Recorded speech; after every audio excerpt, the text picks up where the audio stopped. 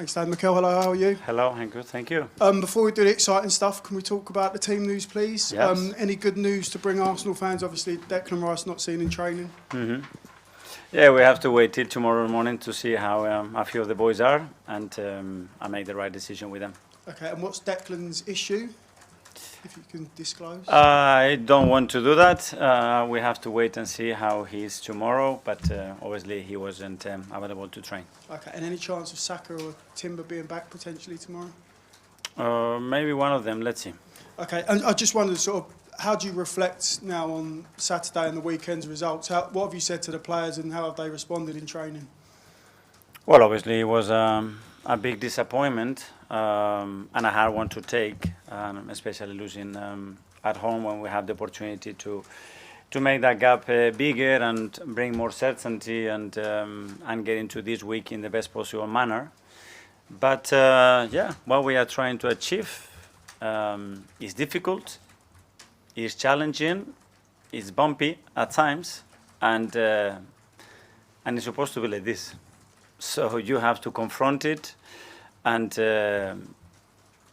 what I basically said, guys, we are trying to do something, and in this competition that hasn't been done in the history of the club in 140 years. So that tells you the difficulty of that and what you guys are doing. You talk about back-to-back semi-finals in the Champions League and the Premier League. There is so much at stake. It sounds like it's going to be really hard just to get over, almost mentally, to get over the line. Once you do that, the mental challenge of doing it and achieving it can bring so much rewards down the line? Yeah, but there are things that we've done. I mean, I repeat myself, we haven't been in this position in the Champions League ever in our history. So we have overcome a lot of hurdles that they were here for 140 years. So the team is doing something incredible because it's never been done before. So yeah, we're going to go to the next step for sure. We have the ambition more than anybody else, and that's where the beauty lies on doing it. And we are there, and we are very, very close. Okay, what do you want from the team tomorrow in terms of performance and from the crowd? Because it feels like it was a little bit stressed on Saturday, so there is so much at stake, there's so much excitement, Champions League quarter-final. What would you like to say to the crowd and the players, really, about what you want?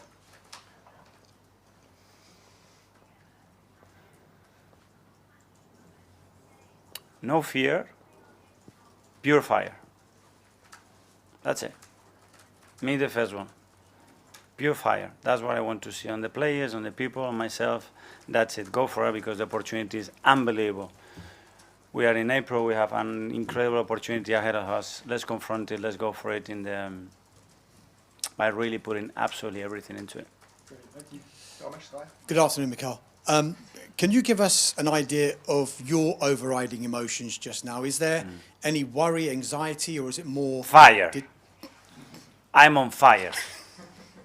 That's it, nothing else. I'm dreaming so much. I've done so much, to be in this position because I know how this club it was. I've done so much against anything that this is beauty. I just see beauty, opportunity, and yeah, I want to get it done for all these people that they've been in this journey with us.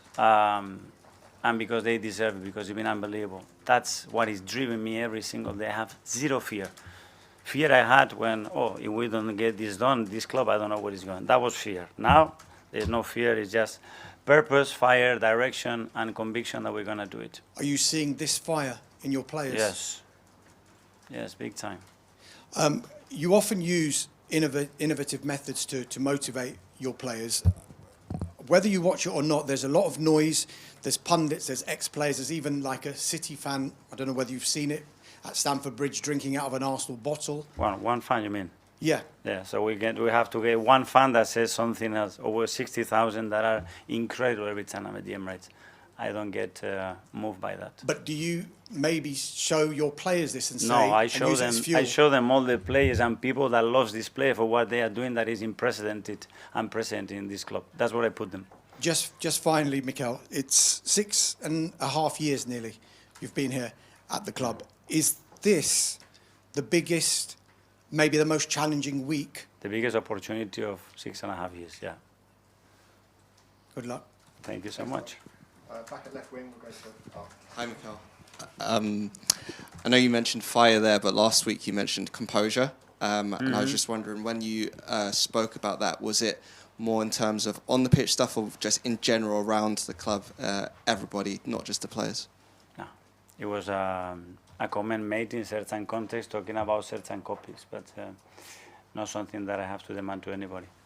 And you've also spoken about, I guess, the players needing to deal with shifts in momentum in matches a little bit better. Is that something you think is linked to composure in any way?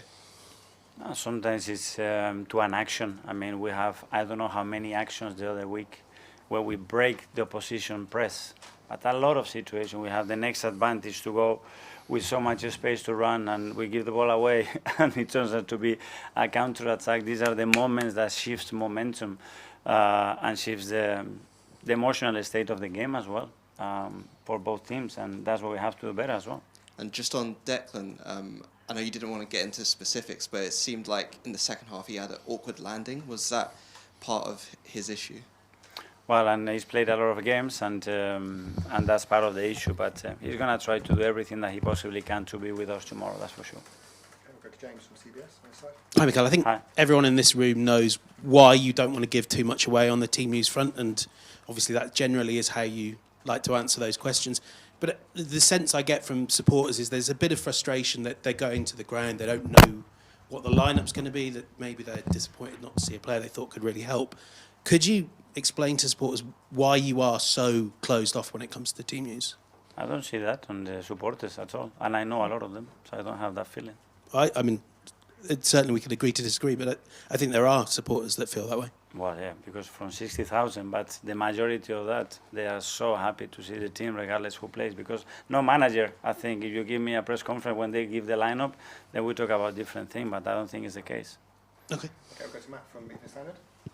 Hi, Mikel. Bukayo's issue, is that one he picked up in the Carabao Cup final, or was he carrying it before that? No, it was something that he was carrying for a while, yeah. What is the injury? Sorry? What is his injury? It was an Achilles issue. Yeah. And I think you said last week you hoped he'd be back for Bournemouth. Who? Bukayo, I Yeah. think you said in this. Has there been any setback with that, or? No, it is his progression, but hopefully it's going to be a matter of days and not weeks, but he has to see when he's loading more how he responds to that kind of progression. And are we at the stage of the season where you need players to sort of make themselves available and play through the pain, even if that means taking risks now? But they are trying to do that, and we know how important availability is in this crucial period of the season. Obviously, we've been missing 4 or 5 starters now for weeks, which has an impact. So that's why we need them back. That's for sure. We'll try to get round to everyone. There's obviously a lot of people here today, so we'll go to Harry from... Hi, Mikel. Hi. You mentioned there the opportunities that you had to play through Bournemouth's press, and then how the sort of ball was given away and the moves would break down. Now you've had some time to look back at that game, and obviously you want to see a response going forward. How much of what you think the recent struggles have been are down to tactical approach versus player performance and the execution? I'm not going to get into that. I understand the question, and it's good, but there is always a balance between the two, and there is no plan without execution. At the end, it's about the decision that is made on the moment and how good that execution is in relation to the decision. Otherwise, especially when you are attacking, there is very little end product. And you mentioned that you're feeling sort of fire, and obviously your intentions going into Saturday were to help boost the atmosphere. In hindsight, is there a chance that by sort of making every game into a kind of cup final that it adds to the tension? No, I never mentioned a cup final, but I think obviously the importance of every game, we know what it is. We've done the same in September, in October, in November, in the Champions League last year. I think the outcome of what you are trying to achieve at the end, or the success or failure, or your intention, is based on a result. And you have to accept that because this is football. Tom, Football London. Hi, Mikel. When a team loses, there's a temptation to kind of look at what went wrong, look at the mistakes, how can we improve those things. But is there also maybe an emphasis, instead of looking back on performances like against Bayern or Atletico and games where you've really dominated and done so well? And we talked last week about identity. So have you reminded the players really actually how good they can be?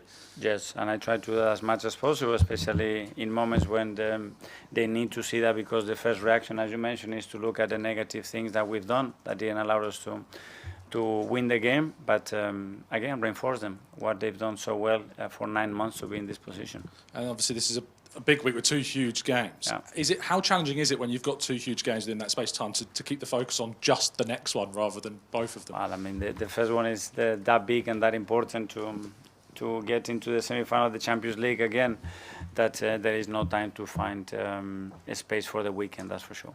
Ibrahim Bien. Hi, Mikel. Pep Guardiola mentioned that he's doing well this period of time because of the sun. Why is the opposite in April, especially for Arsenal? Why this period of time? Always there is. We love the sun as well, and yeah, especially. But then the sun, you have to win the games with the sun or no sun.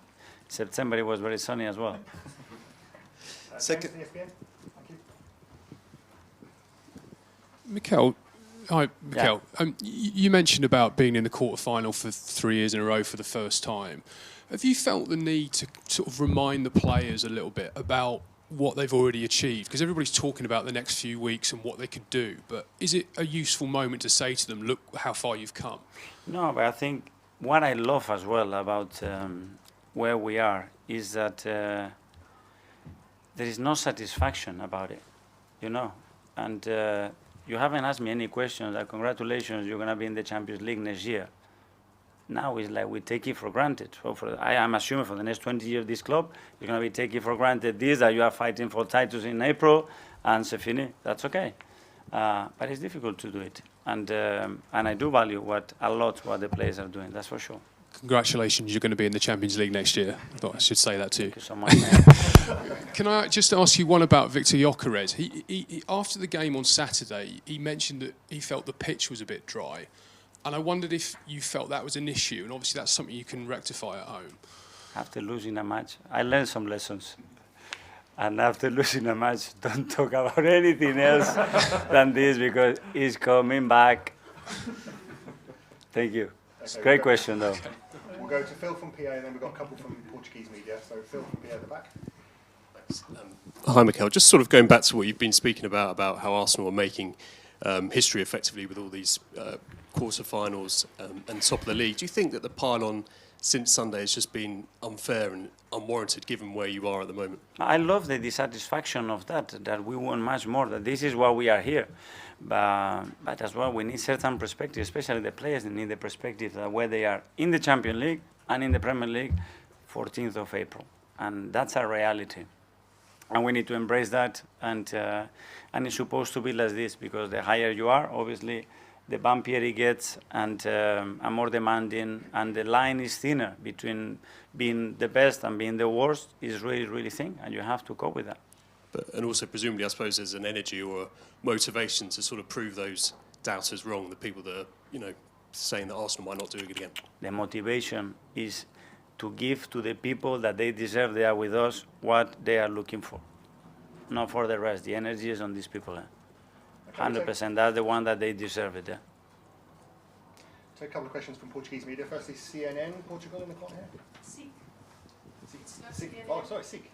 Sorry, SIC. Hello, Arteta, Bárbara Simões Nunes, SIC, Portugal. I want to ask you about Sporting. What surprised you the most at the first match at Alvalade? No surprises. It's obviously the understanding of the quality that they have, and the different ways that they have to hurt you. And they are really, really good side. We knew that. They proved that in the first leg, and that's why we know that tomorrow is going to be a really tough match. May I? Okay, yeah, of course. Miguel Carlos Albuquerque from RTP Portugal Television. I'd like to ask you, what kind of Sporting do you expect tomorrow, because they are 1-0 down? What kind of Sporting do you expect? And Ullman will be on the team. Do you expect more difficulties with Morten Ullman on the 11 of Sporting? Thank you. Yeah, the approach that they would have, I think they are always trying to be a team that is very, very dominant through their press, through the ball, and the longer the game goes in relation to the context on the game, they can approach and alter that like they done in the league. So regarding to the result, they will modify that. We are ready for that as well, and we will apply what is necessary to win the game.